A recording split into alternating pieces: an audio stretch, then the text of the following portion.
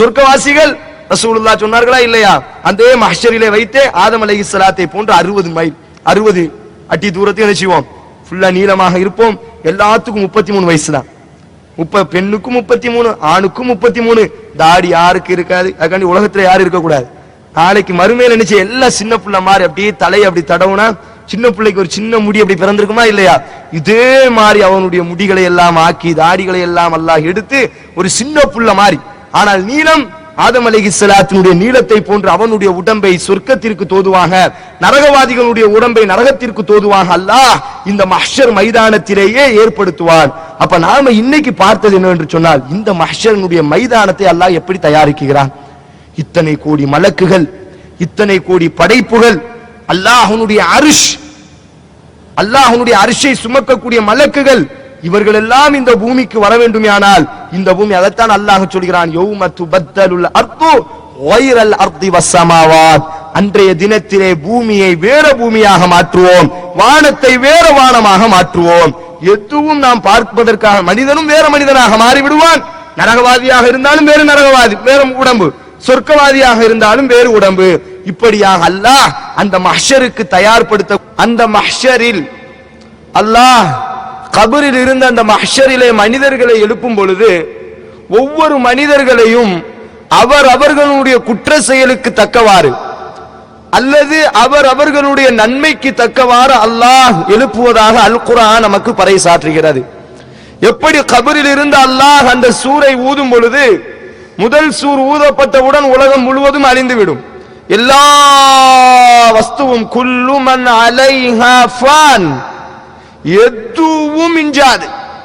ஜிப்ரீலும் இருக்க மாட்டார், மீகாயிலும் இருக்க மாட்டார், இஸ்ராயிலும் இருக்க மாட்டார், இஸ்ராஃபீலும் இருக்க மாட்டார், யாருமே இருக்க மாட்டார்கள். கற்பனை செய்து பாருங்கள், எதுவுமே இருக்காது. எதையுமே அல்லாஹ், இந்த கெட்டிடங்கள், வானம், பூமி எதுவுமே இல்லாமல் அல்லாஹ் எப்படி இதை படைப்பதற்கு முன்னால் வாஹிதுன் மௌஜூதாக இருந்தானோ அதே போன்று அல்லாஹ் ரப்புல் ஆலமீன் தனிமையிலே இருப்பான். எல்லாவற்றையும் அழித்து விடுவான். சூரை ஊதக்கூடிய மலக்கு தயாராக இருக்கிறார். அல்லாஹ்வுடைய தூதர் சொன்னார்கள், அந்த சூரியனுடைய மலக்கை அல்லாஹ் படைத்ததிலிருந்து அவருடைய வாயிலே தயாராக வைத்திருக்கிறார். எப்பொழுது அல்லாஹ் ஊதச் சொல்வானோ அப்பொழுது ஊதுவார், எல்லாம் அழிந்துவிடும். இமாம் இப்னு கஸீர் ரஹ்மஹுல்லாஹ் பதிவு செய்வார்கள், ரசூலுல்லாஹ் சொன்னதாக, எல்லாம் அழிஞ்ச உடனே அல்லாஹ் கேட்பான் சூர் ஊதக்கூடிய மலக்கை பார்த்து, இப்பொழுது யார் இருக்கிறார்? இப்பொழுது யார் இருக்கிறார்? யா அல்லாஹ், நீ இருக்கிறாய், ஜிப்ரீல் இருக்கிறார், மீகாயில் இருக்கிறார், நான் இருக்கிறேன். அல்லாஹ் சொல்வான், ஜிப்ரீலுக்கு மரணம் வரட்டும், மீகாயிலுக்கு மரணம் வரட்டும், அர்ஷை சுமந்திருப்பவர்களுக்கு மரணம் வரட்டும். அடுத்து அல்லாஹ் கேட்பான், இப்பொழுது யார் இருக்கிறார்? இப்பொழுது யார் இருக்கிறார்? சொல்லுவார், யா அல்லாஹ் யாரும் இல்லை. பேசுவான், இப்பொழுது யார் இருக்கிறார்? யா அல்லாஹ் நீ இருக்கிறாய், நான் இருக்கிறேன், உனக்கு மரணம் வரட்டும். அல்லாஹ் அக்பர். தனித்தவனாக அல்லாஹ் மாத்திரம் இருந்து கேட்பான், ஐனல் ஜப்பார், எங்கடா போனீர்கள் பெருமை அடித்தவர்கள் எல்லாம்? ஐனல் முத்தகப்பிர், நான் தான் என்று மமதையிலே நடந்தீர்களே, எங்கே அவர்கள்? இன்றைய தினத்திலே யார் இந்த பூமியின் மீது எங்கே இருக்கிறீர்கள்?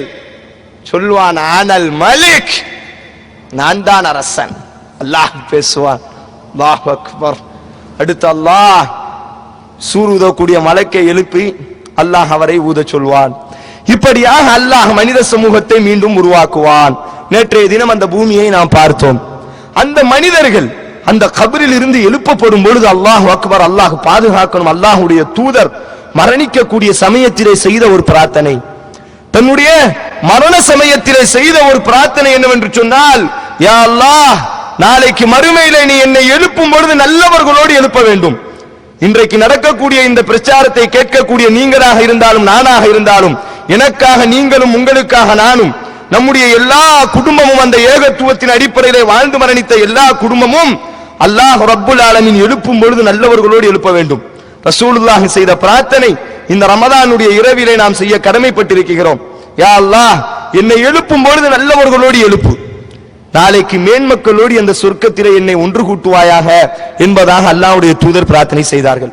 அப்ப அப்ப அன்பார்ந்தவர்களே, அல்லாஹ் சில பாவங்கள், இந்த பாவங்களை செய்யும் பொழுது மறுமையில 2 விதமான தண்டனை. ஒரு தண்டனை முதலிலே ஆரம்பத்திலே அதை உங்களுடைய உள்ளத்திலே பதிவு செய்ய விரும்புகிறேன். நாம் அல்லாஹ்விடத்திலே தீர்ப்பு, அல்லாஹ் தீர்ப்பை எல்லாம் எழுதி முடித்ததற்கு பிறகு, அல்லாஹ் நமக்கு தண்டனை சொர்க்கம் என்பதை எல்லாம் கொடுத்ததற்கு பிறகு சில தண்டனைகள், மரணமே இல்லாத நரக தண்டனைகள், அது விசாரணைக்கு பிறகு. இனி ஒரு சில பாவங்கள், இந்த பாவங்கள் நம்முடைய வாழ்க்கையிலே நடைபெறும் என்று சொன்னால், நம்முடைய வாழ்க்கையிலே அந்த பாவங்கள் வந்துவிடும் என்று சொன்னால், அந்த மஹ்ஷர் மைதானத்திலே எழுப்பப்படும் பொழுதே அல்லாஹ் தண்டனையோடு எழுப்புவான்.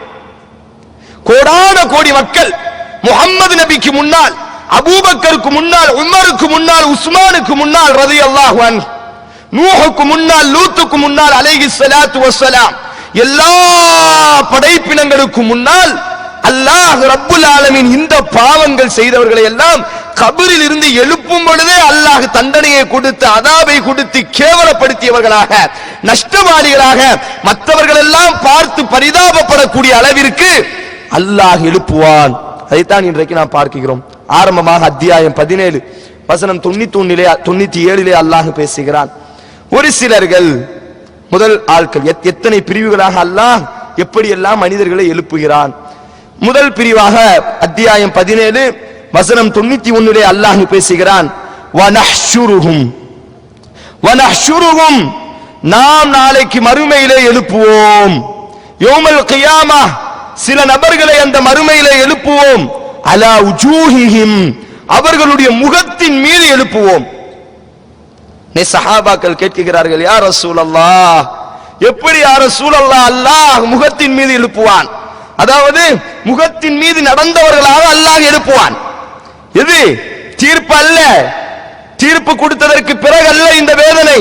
கபரில் இருந்து எழுந்த உடனேயே அல்லாஹ் ரப்புல் ஆலமீன் யார் வழிகட்டவர்களாக இருந்தார்களோ, யார் இந்த பூமியிலே நாத்திகம் பேசினார்களோ, மறுமை என்று ஒன்று கிடையாது, அதெல்லாம் ஒன்றும் இல்லை, நம்முடைய இந்த உலக வாழ்க்கை மாத்திரம்தான் வாழ்க்கை, இறைவன் ஒருவன் கிடையாது என்பதாக யார் நாத்திகம் பேசிக் கொண்டிருந்தார்களோ, யார் அந்த மறுமையிலே அல்லாஹ் நம்மிடத்திலே விசாரிக்க மாட்டான், ஆதலால் இந்த உலகத்திலேயே எப்படி வேண்டுமானாலும் வாழ்ந்து கொள்ளலாம், நம்மை கேட்பதற்கு யார் என்ற மமதையிலே இந்த உலகத்திலே வாழ்ந்தார்களோ, அல்லாஹ் சொல்கிறான், வமை யுத்லில் ஃபலன் தஜித லஹு மின் தூனில்லாஹி அவுலியா, யாரை அல்லாஹ் வழிகெடுத்து விட்டானோ, யார் நஷ்டவாளிகளாக ஆகிவிட்டார்களோ, அல்லாஹ்வை வணங்குவதற்கு யார் மறுத்து விட்டார்களோ, அவர்களை அல்லாஹ் எழுப்புவான். அலா உஜூஹிஹிம், முகத்தின் மீது நடந்தவர்களாக எழுப்புவான். உடனே சஹாபாக்கள் கேட்கிறார், யா ரசூலல்லாஹ், எப்படி முகத்தின் மீது நடக்க முடியும்? முஸ்லிம்ல வரக்கூடிய செய்தி, யா ரசூலல்லாஹ், எப்படி முகத்தின் மீது அல்லாஹ் நடப்பான்? சொன்னார்கள், அல்லாஹ்வுடைய தூதர், இந்த உலகத்திலே உங்களை காலால் நடக்க வைத்த ஆற்றல் படைத்த இறைவனால் நாளைக்கு மறுமையிலே முகத்தால் நடக்க வைப்பதற்கு சக்தியற்றவனாக ஆகிவிடுவானா? இந்த உலகத்திலே காலை கொண்டு நடக்க வைப்பதற்கு ஆற்றலை கொடுத்த இறைவன் நாளைக்கு மறுமையிலே உங்களுடைய முகத்தை கொண்டு எழுப்ப வைப்பான்.